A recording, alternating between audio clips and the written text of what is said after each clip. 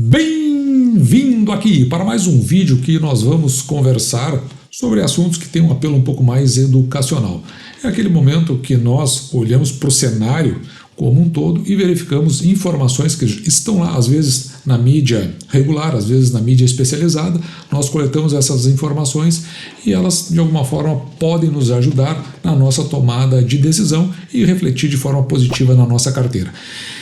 Esse segmento de vídeo é o análise de cenário, que chega ao vídeo de número 92. A bolsa está voando, o PIB está menor e o déficit primário afunda. Vamos dar uma olhada no que aconteceu.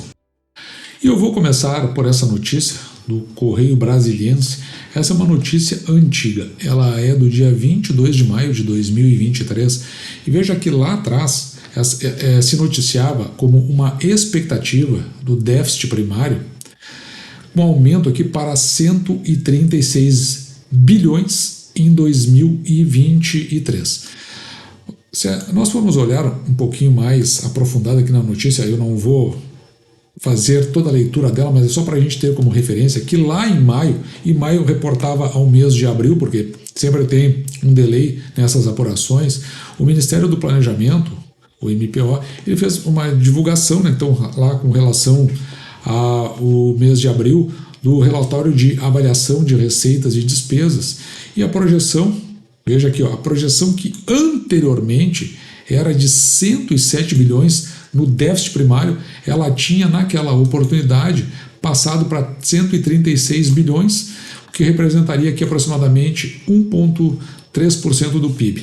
E nós fizemos um vídeo com base nessa matéria no mês de junho, porque veja que essa notícia é do dia 22, então no mês de junho a gente fez um vídeo e nós dizíamos que, olha, o governo estava muito otimista, porque o andar da carruagem, a redução das receitas, o aumento das despesas, basicamente essas duas questões, eu entendia que talvez chegasse no final do ano batendo nos 200 bilhões de reais. Isso eu disse lá em junho.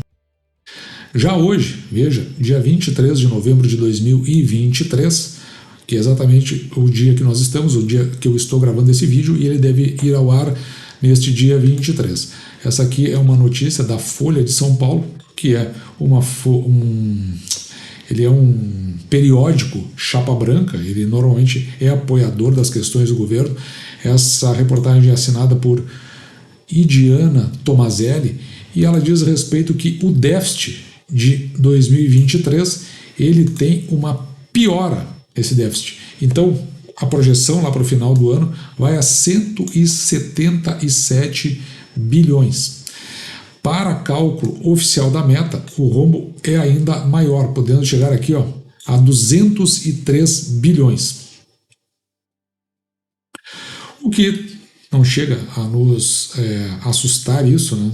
Ou pelo menos não chega a nos surpreender, eu acho que a palavra é melhor, porque a gente já tinha mais ou menos essa ideia lá no início. Então agora a gente já está ali no 177 de projeção, mais os 203, que é a versão oficial para o atingimento do déficit primário. O que acontece aqui? O governo atual ele prevê encerrar o primeiro ano do seu mandato com um rombo de 177. Então se ele está prevendo, lá atrás ele previu 107, 136 e agora 177. Ele errou em todas. Claro, nós estamos ainda por concluir o 11º mês do ano, mas eu já estou imaginando que talvez essa questão aí tenha uma piora pelo seguinte motivo. Agora eu saltei aqui para o site do governo, a parte do Tesouro Nacional. Esta aqui é uma publicação do dia 1º de março de 2023. Mais ou menos assim como tem aquelas publicações trimestrais das empresas, o governo também tem as suas publicações trimestrais. Então lá no mês de março, fechado os primeiros 2 meses do ano de 2023, ele reporta o 4º trimestre de 2024, parecido com as empresas, certo? Então veja que o governo federal ele apresentou um superávit primário de quase 60 bilhões quando foi findo o exercício de 2022. Então terminou 2022 com quase 60 bilhões de superávit primário. Então o governo passado ainda deu uma carga de recursos, ou seja, deu uma balança positiva para o governo atual. Se nós considerarmos que existia uma reserva, veja que esses 177 bilhões, que é o rombo nas contas, ele ainda seria acrescentado daqueles quase 60 bilhões. Indo para perto dos 235 bilhões de déficit. Isso, veja, a gente começa a analisar o quanto o governo ele está sendo ineficiente quando diz respeito ao seu compromisso com o equilíbrio fiscal. Nós ainda temos que considerar, veja que a meta que foi traçada pelo ministro da Fazenda lá atrás era de 1% do PIB. Com esse valor aí, 177, a gente está falando agora de 1,7% do PIB. Eu já vou dizer para você por que eu estou me referindo a esses números aí. Ele ainda é um pouquinho pior, porque se nós considerarmos aqui a aferição oficial do cumprimento da meta, o resultado fiscal ainda vai ter uma piora de 26 bilhões, o que corresponde a 1,9% do PIB. E some-se a isso, essa notícia aqui, ela é da Reuters, do dia 21 de novembro de 2022, só replicada aqui pela Infomoney. Veja que o governo ele fez uma redução da projeção da sua alta do PIB no ano de 2023, o que passou aqui para 3%.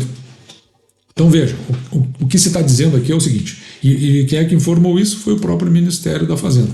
O que significa é que se o seu PIB cresce 3%, o seu déficit fiscal ele bate na casa do 1,9%, é a mesma coisa que você dizer que em ganho real, em crescimento real, o seu PIB foi de apenas 1,1%.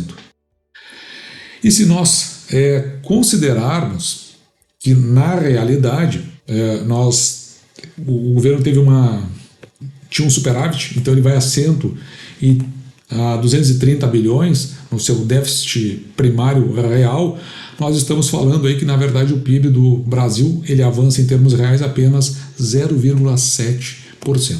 Então, quando a gente considera isso, a gente tem uma interpretação de que o Brasil, do ponto de vista de crescimento, a gente pode considerar como pífio o seu crescimento. E note que a lei de diretrizes orçamentárias, ela ainda autorizava aqui um rombo, que era, se você vai lembrar, é aquela PEC do teto de gastos, bem no início do ano passado. Era disso que se estava falando, por isso que quem tinha mais seriedade no tratamento da informação era contrário, ao passo que os demais veículos de mídia, principalmente os mais oficialistas, como é o caso, por exemplo, aqui da Folha de São Paulo e de outros do mainstream, das principais mídias, eles eram favoráveis.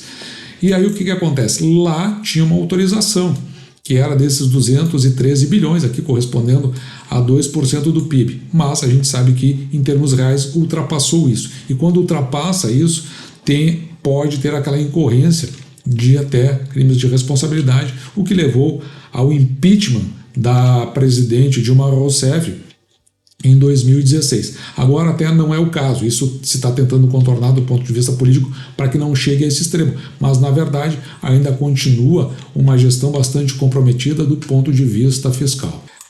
E de qualquer forma até um governo estranho, porque ele traça metas aqui, como por exemplo uma informal aqui que ele deu em algum momento lá no mês do início do ano de 2023, de 1% do PIB. Depois ele, do nada, simplesmente passou para 0,5% lá no mês de março de 2023, não sei como é que chegou a isso. Depois, mais informalmente, retornou para os 1%, e agora a gente viu que isso aí está exacerbando, passando mais do que o limite daquilo que poderia ser razoável, daquilo que foi comprometido no passado. Segundo o interlocutor do Tesouro Nacional, esse senhor aqui, Rogério Ceron, ele disse o seguinte, uma coisa que até de certa maneira faz sentido. Existe aqui esse fundamento aqui chamado empossamento, que é um recurso de aproximadamente 30 bilhões, está entre 30 e 35. O que significa isso? Que por questões burocráticas, muito do recurso disponibilizado, ou seja, ele já está contabilmente colocado como despesa, ele provavelmente não seja executado. Aí deve, por conta da lei de licitações, de licenças que não são autorizadas, às vezes são construções que demoram mais do que o tempo necessário, e também aqueles processos licitatórios que iniciam muito próximo do final do ano e não tem como executar dentro do próprio ano. Então, com isso, teria esse retorno de 30 bilhões e, dessa forma, o déficit fiscal ele iria aqui para a faixa dos 142. Mas, de qualquer forma, aquele recurso lá ele está para ser utilizado em algum momento, e isso ele chama de empossamento, que é o que ele se denomina, né, dentro da burocracia do Estado como o recurso que fica parado. Mas o governo ainda segue mantendo para o ano de 2024 a sua meta de ter o déficit zero. Quando o funcionário público ele fala assim, estamos muito vigilantes, isso aqui sempre causa uma certa apreensão.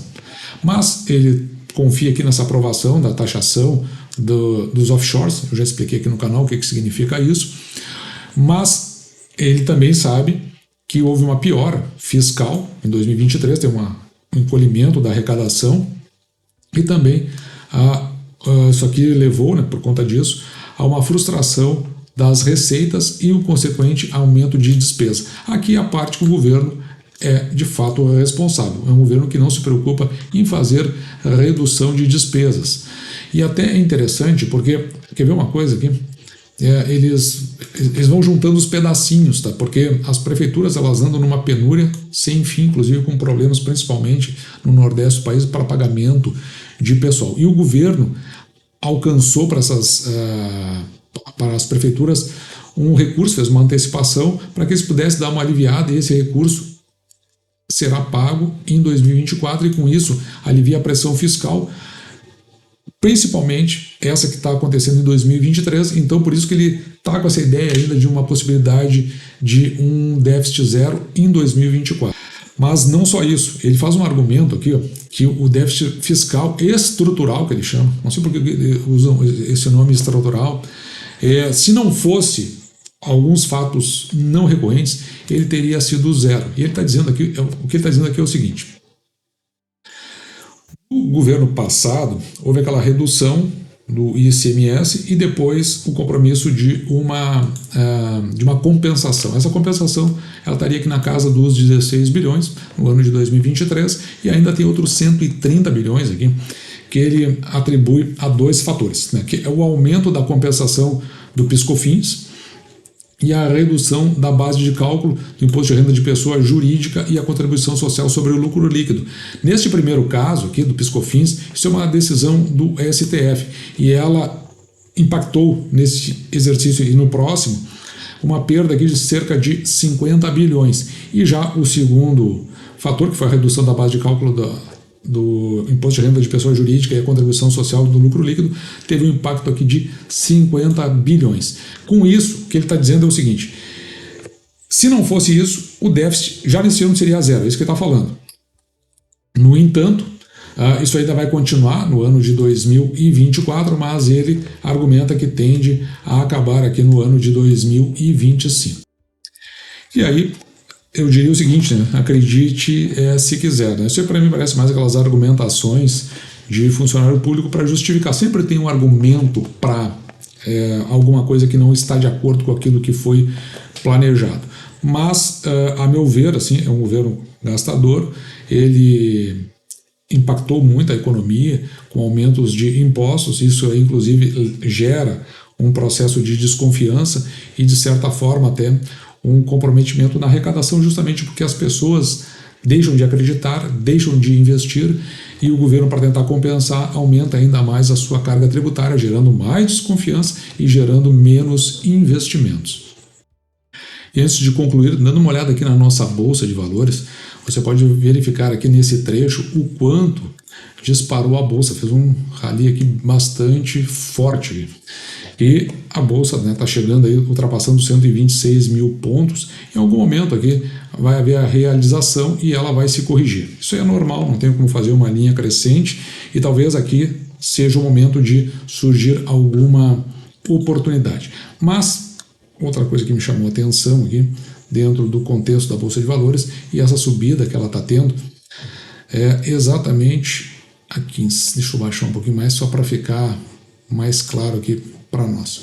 Acho que aqui a gente já consegue enxergar direitinho, porque eu vou deixar a marcação. Veja aqui, ó, Bolsa de Valores, o Ibovespa, ele está aqui subindo, então no dia de hoje, parece que é pouco, mas o que interessa é o conjunto da obra, né? Ele sobe 0,33, vai a 126.450 pontos, já teve a 126.700, conforme a gente viu aqui, mas o indicador aqui, que corresponde às ações, aí, não da nossa carteira, mas que está mais em consonância, é o índice do Ibovespa para o dividendo inteligente, que é o IBSD, que veja que ao contrário aqui ele dá uma queda aqui de, tá ali a 1.300, se eu não estou vendo errado, ou 1.500, agora eu não consegui enxergar, está muito pequenininho. Aí eu aumentei um pouquinho para poder enxergar, mas ele está aqui, ó, está 1.500, ele iniciou lá 1.300 e também subiu bastante. O que me chamou a atenção aqui em relação ao Ibovespa como um todo? Aqui aquelas ações que fazem parte da carteira do canal, como por exemplo aqui a S Brasil, ela ficou aqui em torno dos 10,80, ela já tinha descido para perto de 10 baixo. Também verifiquei aqui que a BB Seguridade não sai aqui desse entorno dos 31 alto, 32 baixo, continua ali a mesma coisa. Banco do Brasil veio de 47 para 51 e também não saiu mais daqui. Se nós olharmos, por exemplo, aqui nas nossas elétricas mais queridas da carteira, por exemplo, a Taesa. A Taesa já teve nos 11 baixo e agora ela tem se mantido aqui nos 12 baixo. Quem subiu bastante de forma significativa foi a ISA-CETEP, que nós chegamos a comprar 21 alto e agora está lá nos 25,36, mas não muito diferente daquilo que nós tínhamos encontrado ali pelo meio do ano. Mostrando para nós aqui o desempenho da nossa carteira nos últimos 3 meses, veja que aqui a gente compara com CDI, Ibovespa e mais a inflação. Agora o Ibovespa está lá em cima, né? Está nas alturas da nossa carteira, está numa posição intermediária entre o CDI e a inflação. O CDI é o cordel rosa, a inflação é o azul.